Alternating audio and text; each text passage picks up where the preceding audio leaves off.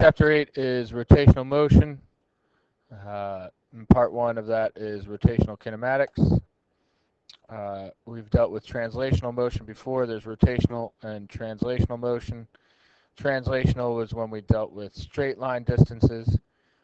This chapter deals with rotational motion, which is when an object rotates about a fixed point. We call that fixed point the axis of rotation.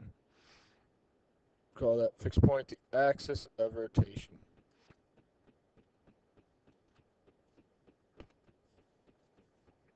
We're then going to take this knowledge of rotational motion and go back and forth between rotational and translational motion, and then get into dynamics and how forces affect rotational motion.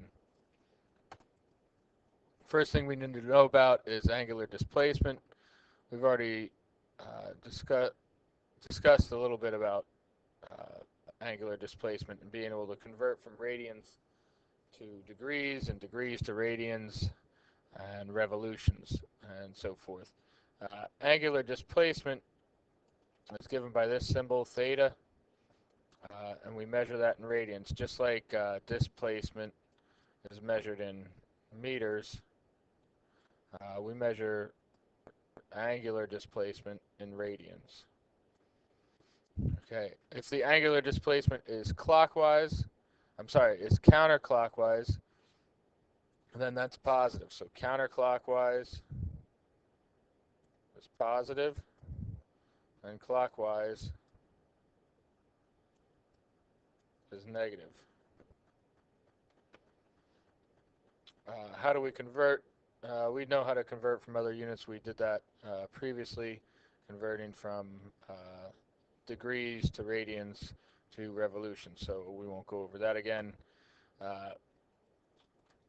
When you have a change in angular displacement over time, we need to think about what that is, and we can understand that similarly to translational motion, where you had a change in displacement over a change in time, and a change in position over time, displacement over a change in time, that was velocity. Well, now we call angular displacement over a change in time angular velocity, obviously. So this symbol for angular velocity is equal to our change in angular displacement over our change in time, as units of radians per second. Okay, a lot of times you'll see these measurements of angular velocity in RPMs. RPM is revolutions per minute. So you need to know how to convert from revolutions per minute to radians per second. Simple enough. We know that 0.108, for example, revolutions per minute can be converted to radians per second as follows. We know there are 2 pi radians in a revolution, and we know that there are 60 seconds in a minute. Therefore, we multiply out the pi symbol. We don't want to keep things in terms of pi. When we multiply that out, we get 0.011 radians per second. Now that's just converting. We didn't have to calculate anything. Somebody just gave us the angular velocity.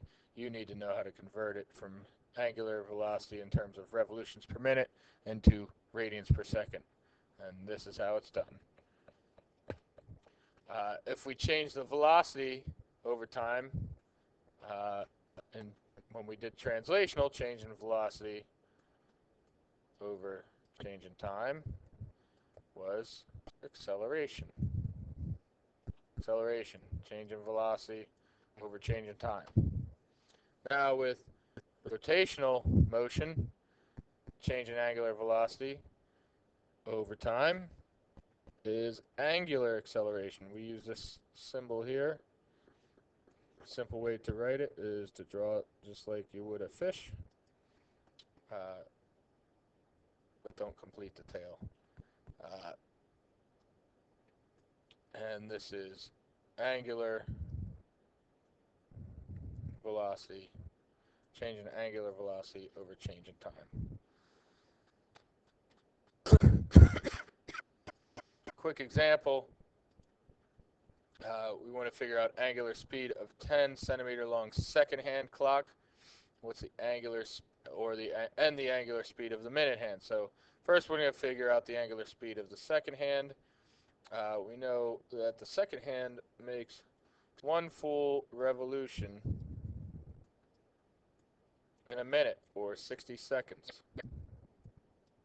So essentially our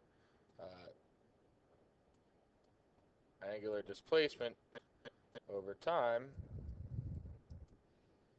equals one revolution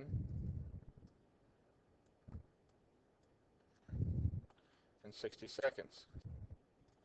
Therefore, our angular velocity, instead of calling that one revolution, that is 2 pi radian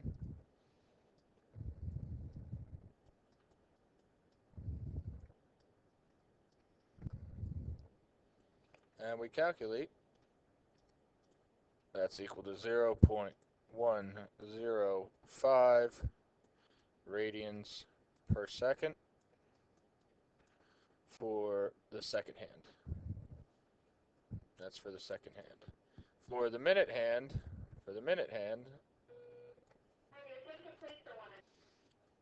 the angular speed for the minute hand, it's still going to go one full circle, or 2 pi radians, one full revolution.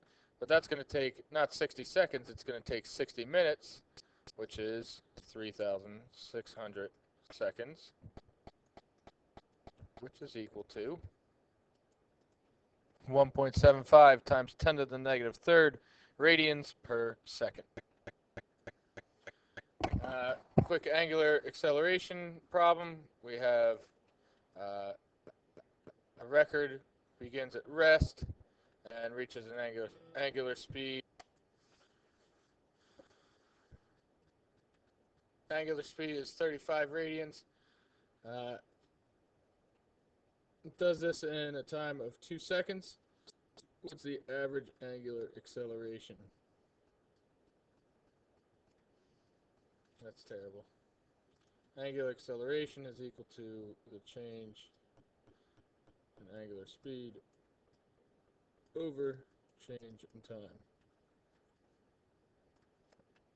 which is essentially saying the final angular speed minus the initial angular speed. Initial angular speed is 0, so 35 minus 0 is 35 radians per second. 35 over 2 seconds. 2 is the time interval, change in time. So our angular acceleration is going to be equal to 17.5 radians per second squared.